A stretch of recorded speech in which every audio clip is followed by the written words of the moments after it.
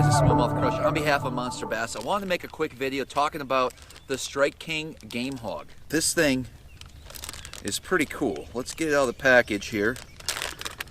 Show you what we were working with. It's just a creature bait with some appendages. It's got a nice coffee scent to it.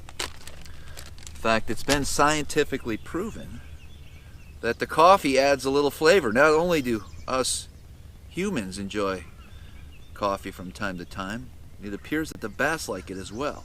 So I'm actually going to rig this Texas rig. I got a 3/16 ounce weight.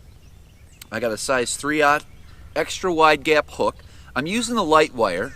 There's going to be times when you may need a heavy wire hook, but I just have a little bobber stopper to hold that weight in place, and we're just going to Texas rig this bait onto the hook like so. Very simple, yet extremely effective. Let's see if we can catch a few fish with it. There's a bite.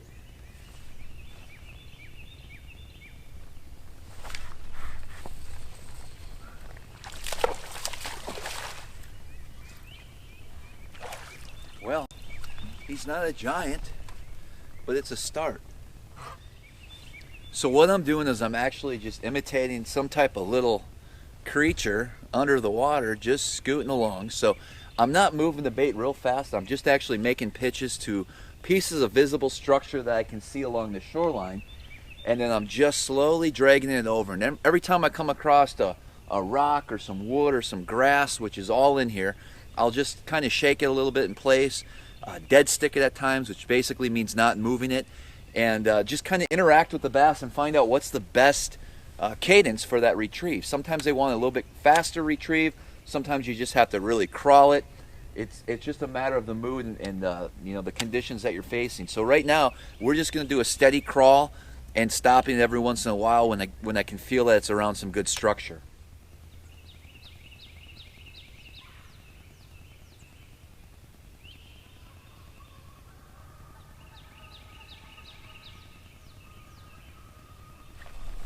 There he is. That's a good one. Whoa, nice.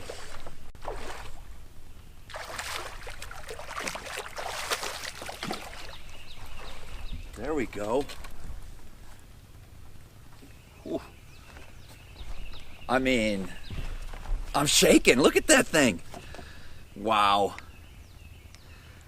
The Strike King Game Hawg.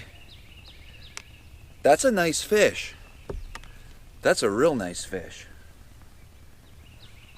So let's talk about the Strike King Game Hawg. It's actually part of the KVD Perfect Plastics, and it does have coffee scent and salt.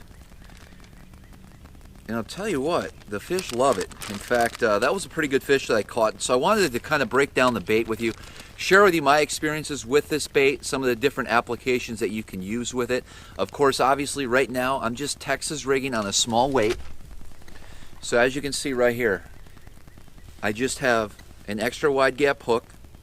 This is actually a 3/0 with a small 3/16 ounce weight that's pegged, and it's simply Texas rigged. And as I was just crawling this around, just dragging it around, now that's when that fish hit. So I wasn't putting a whole lot of action. One thing I see a lot of guys do when they're fishing plastics, Texas rigged plastics, is they'll cast it out there and they'll work it real fast and retrieve it. The key a lot of times is that slow retrieve. You have to really force yourself to slow it down. You have to start thinking, what's underwater? What is that piece of structure there?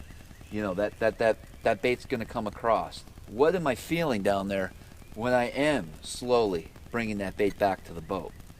So you don't work it a whole lot. I just make casts to the different types of structure, let it fall to the bottom. Sometimes I won't move it for a little bit. I'll just let that bait get down there. If there's a fish around and he hears that splash, he sees that bait go down, he's going to come over and investigate it. So there possibly could be a fish looking at it right now. And so I just give it a small little pull back to the boat.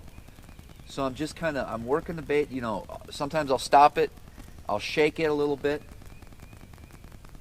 just waiting for the bite, but I'm working it back really slow. All over. There's structure, I can feel some grass. You know, Texas rigging this bait allows me to throw it in some real nasty stuff. I can get it up in some wood, I can get it in thick vegetation, and that hook is not exposed, so that's going to allow me to throw this bait in a lot of different areas. So it's an extremely effective way to fish this bait. And there's a lot of other ways we can fish this bait as well.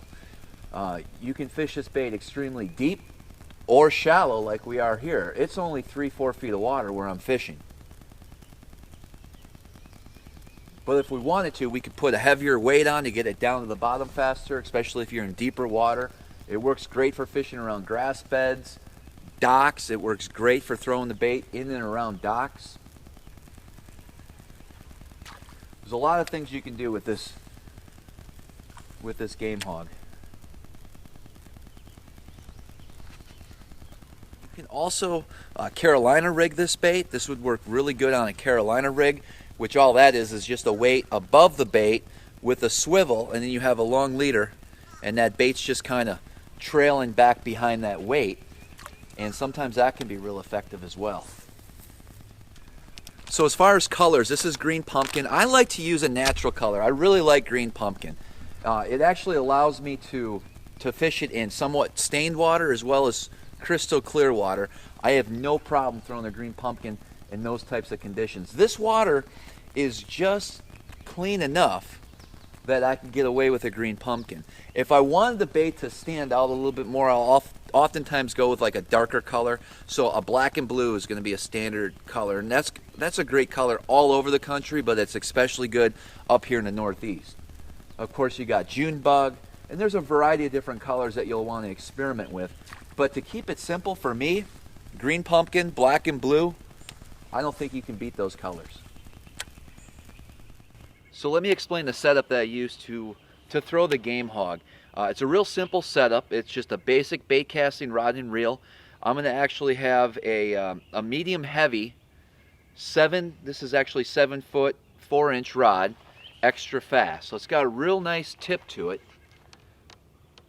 that'll allow me to set that hook and get that hook through the plastic into the fish's mouth without a problem. I'm throwing on a 15-pound fluorocarbon, and this is just a bait casting reel with a 8-to-5 gear ratio. You can get away with anything in the 7 ratio range as well. I just like a higher gear ratio just in case that fish hits and runs with the bait, and I have to really reel up that slack line to catch up with that fish.